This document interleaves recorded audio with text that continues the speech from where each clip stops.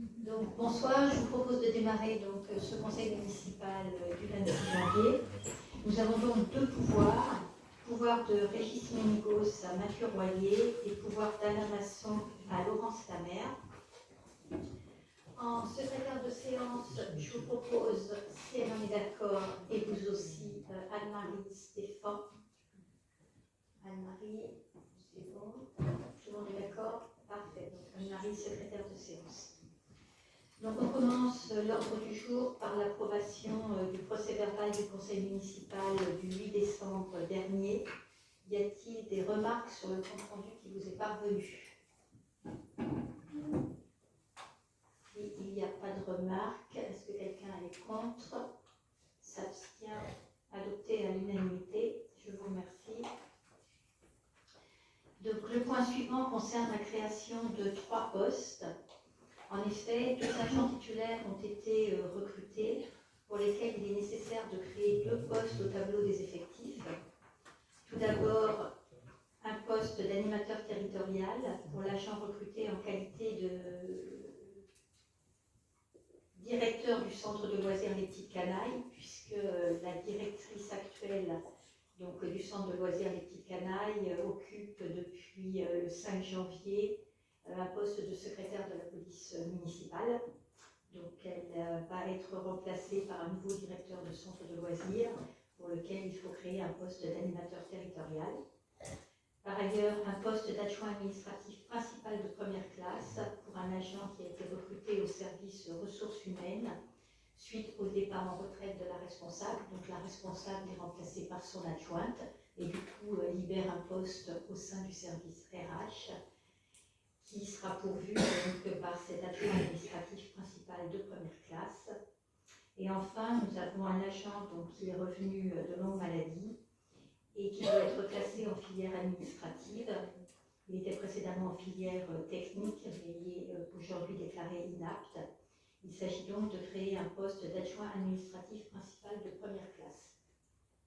Bien entendu, tous les postes qui auront été libérés, s'ils ne sont pas pourvus dans les semaines à venir, seront fermés lors d'un prochain conseil municipal. Donc sur la création de ces 3 postes, est-ce qu'il y a des remarques? Est-ce que quelqu'un est contre? S'abstient?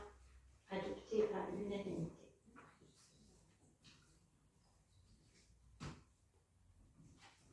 Le point suivant concerne la tarification et la convention d'occupation précaire du local commercial situé rue des Anciennes Mairies au rez-de-chaussée. Donc nous avions précédemment dans ce local de 33 mètres carrés un restaurant de spécialité argentine. Donc le restaurant occupait les locaux dans le cadre d'une convention d'occupation précaire depuis le 1er janvier 2022. La responsable et gérante a souhaité arrêter son activité et retourner en Argentine. Elle a donc quitté les locaux le 30 novembre 2025. Ces locaux étant disponibles, Madame et Monsieur Rimosi, Montrémanien, qui ont une activité de fabrication de cookies, que vous connaissez probablement sous le nom de Cookie Pain, ont manifesté donc leur intérêt pour l'occuper. C'est un bâtiment qui a vocation à être réhabilité par la ville. En attendant donc cette réhabilitation, il est proposé de signer une convention d'occupation précaire avec Madame et Monsieur Rimosi pour une durée d'1 an à partir du 1er février 2026 contre une redevance mensuelle de 550 € comprenant l'électricité et l'eau. Donc sur l'occupation par les gérants de Cookie Pain de ce local et la signature d'une convention d'occupation précaire moyennant une redevance de 550 €, est-ce qu'il y a des remarques? Est-ce que quelqu'un est contre? S'abstient? Adopté à l'unanimité. Je vous remercie pour eux. Et donc ils devraient s'installer début février et essentiellement avoir une activité de vente à emporter. Vous savez qu'ils sont aussi présents sur de nombreux événements municipaux, régulièrement sur le marché hebdomadaire, mais aussi lorsqu'on organise le marché de Noël, les magnitudes, ils étaient présents aux 10 km de Village Nature et également rayonnent sur d'autres manifestations sur le secteur. C'est mieux sans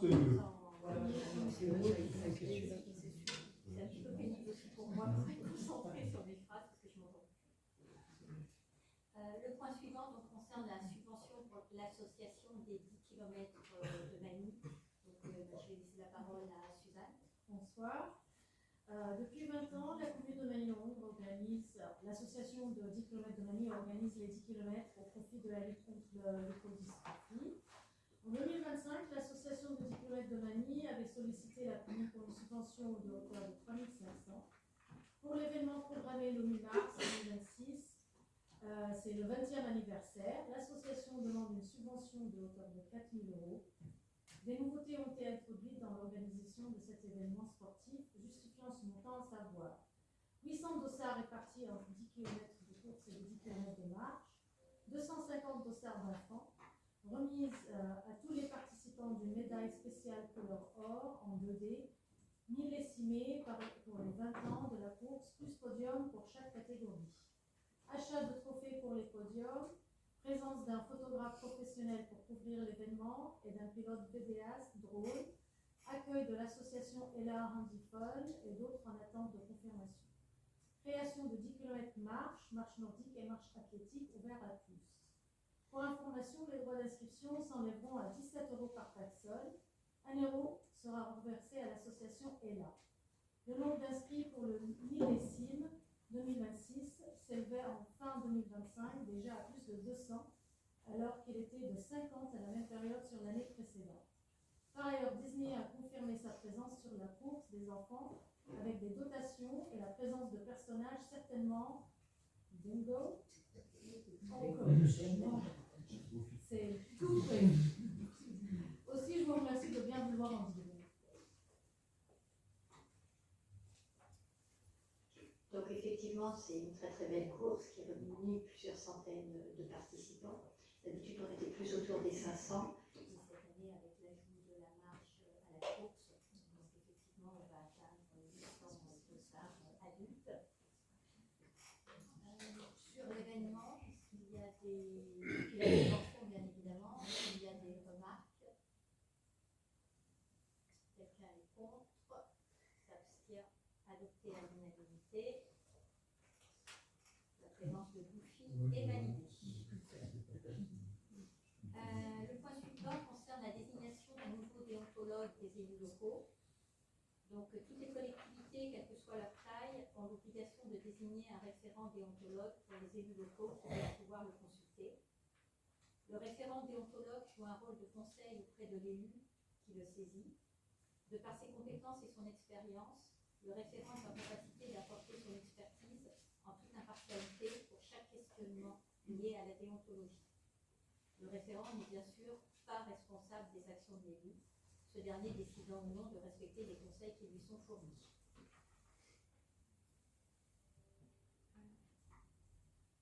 Le référent, donc la référente précédemment désignée vient de cesser ses fonctions. Aussi, afin de satisfaire à nos obligations en la matière, nous devons choisir un nouveau référent. Donc l'AMF, l'Association des maires 77, nous propose 2 candidats. Emmanuel Tawil, qui est enseignant-chercheur et avocat au poste à l'Université Paris-Panthéon-Assas, et Frédéric Debove, qui est maître de conférence des universités, lauréat de l'Université Panthéon-Assas et de la chancellerie des universités de Paris.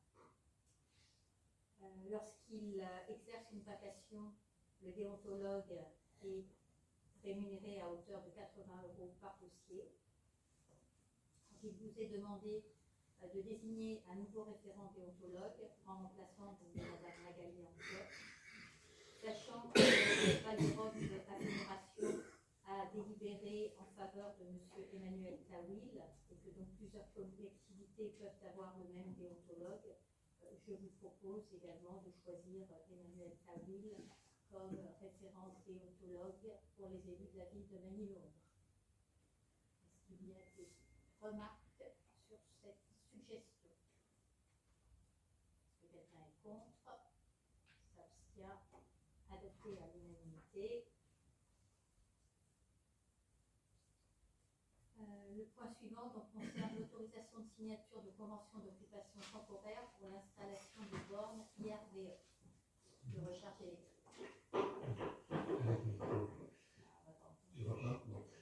Donc l'EA a conclu et signé le 31 juillet 2025 avec EasyVia Express, qui est une filiale du groupe EDF, une convention cadre afin afin de déployer sur le territoire de l'intercommunalité un réseau de bornes de recharge pour véhicules électriques. Pour permettre l'installation sur le domaine public de la commune, cette convention cadre doit être complétée par une convention d'autorisation d'occupation du domaine public.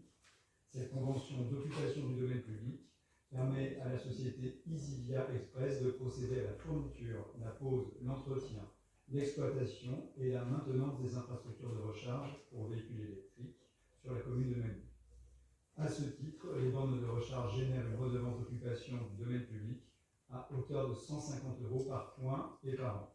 À ce jour, le nombre de bornes installées sur la commune de Magny-Londres est de 5 et pourra évoluer dans le temps. Donc, ce suit le projet de délibération. Donc la convention, le projet demande d'autoriser Madame le maire à signer la convention précitée, ainsi que toutes les pièces avenants non substantielles, permission de voirie et documents nécessaires à sa mise en œuvre, notamment les procès-verbaux d'état des lieux et mise à jour des annexes intervenant contradictoirement entre la commune et Easyvia Express au fil de l'exécution de la convention. Donc il y a tout le détail par la suite. Plus précisément, et donc sur la deuxième anti-sèche, il y a actuellement 2 bornes qui sont installées, rue du Moulin-Vent et rue de l'Épinette. Elles seront remplacées par des bornes dont la puissance est de 22 kW. Il y aura une borne qui sera située au 67 rue des Lavaux, c'est-à-dire à proximité de la halle des sports Alexis Gastine. Une autre rue de l'Épinette, c'est au niveau du marché, au début de l'Épinette. Celle-ci sera de 22 kV et une autre borne de 24 sur le même point. Et enfin, la dernière sera située boucle les Hespérides, près de Charles-Foucault. En tout, puisqu'une borne égale, pour certaines bornes, il y aura 2 points de recharge, ça fait 10 points de charge, et donc 150 € par point de charge de façon annuelle. Merci François. Donc effectivement, c'est le remplacement en fait, des bornes existantes donc, devant la mairie rue du Moulin-Avant et devant la salle des fêtes 23 rue de l'Épinette.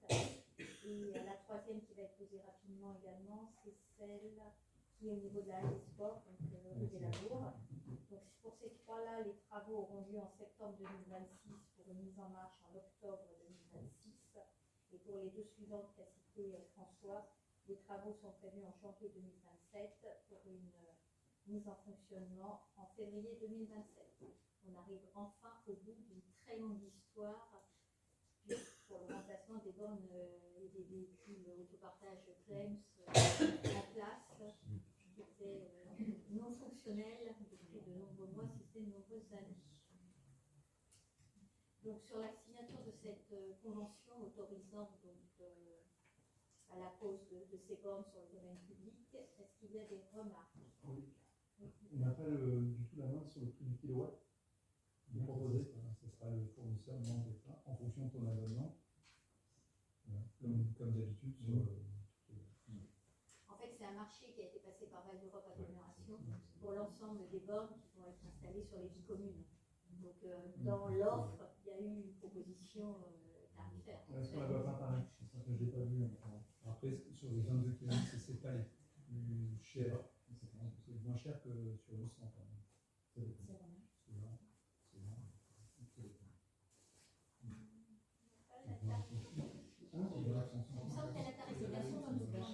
J'ai pas vu justement.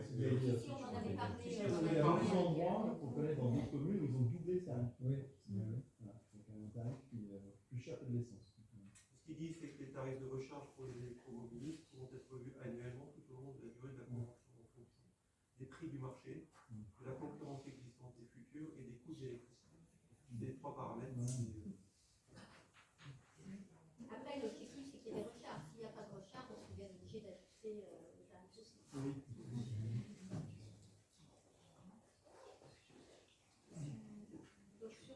Donc il y avait la remarque de Mathieu. Est-ce qu'il y a d'autres remarques ou questionnements? Est-ce que quelqu'un est contre? Ça va bien adopté à l'unanimité. Il faut dire aussi que le service répond à une vraie demande, tant des habitants que des personnes des institutions. Donc le point suivant concerne la mise à jour du règlement intérieur de la crèche avec la modification du paramètre de la CAF. Pascal. Oui, donc bonsoir. La Caisse des allocations familiales a modifié depuis le 1er janvier 2026 le barème des participations familiales pour les établissements d'accueil des jeunes enfants, et notamment le plancher qui est passé de 801 euros en 2025 à 814,62 euros en 2026. Donc là, il est donc proposé le nouveau plancher de 814,62 euros dans le règlement de fonctionnement de la crèche. Pour ce nouveau plancher qui permet de déterminer le début de la tarification, est-ce qu'il y a des questionnements pour Pascal? Est-ce que quelqu'un est contre? S'abstient? Adopté à l'unanimité.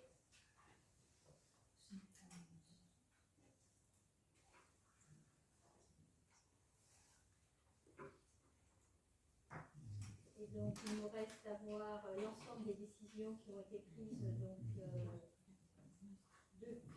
le dernier conseil municipal. Donc, la mise à disposition gratuite de la salle des fêtes le 29 novembre au bénéfice de Wolfstone Productions pour le concert hommage à France Gall. Ensuite, des modifications de fongibilité et de crédit. Un contrat de maintenance pour le matériel électrique de communication, donc les panneaux lumineux, conclu avec la société Centaur System. Donc, sur la ville, on a 6 panneaux lumineux. Un avenant au marché conclu avec la société Artopia relatif aux travaux de transformation et mise en accessibilité de la ferme du Pré pour le lot espace vert. Un autre avec la SARL Magnas pour l'entretien et la révision complète des cloches et des horloges de l'église et de la halle du marché à hauteur de 380 euros. Un contrat de gestion des déchets de la ville de Neuville-Londres à hauteur maximale de 19 000 euros par an. Un avenant au marché conclu avec la société Alliance pour les travaux de transformation mise en accessibilité de la ferme du Pré sur le lot menuiserie intérieure à hauteur de 1 096 euros. Un contrat de service conclu avec AXA France pour l'assurance de la flotte véhicule et risques annexes de la ville à hauteur de 11 222,04 euros pour une durée d'1 an. Un avenant avec la société ACS, toujours sur la transformation de la ferme du Pré pour le lot plomberie et chauffage. Et là, pour le coup, c'est une moins-value de 2102,30 euros.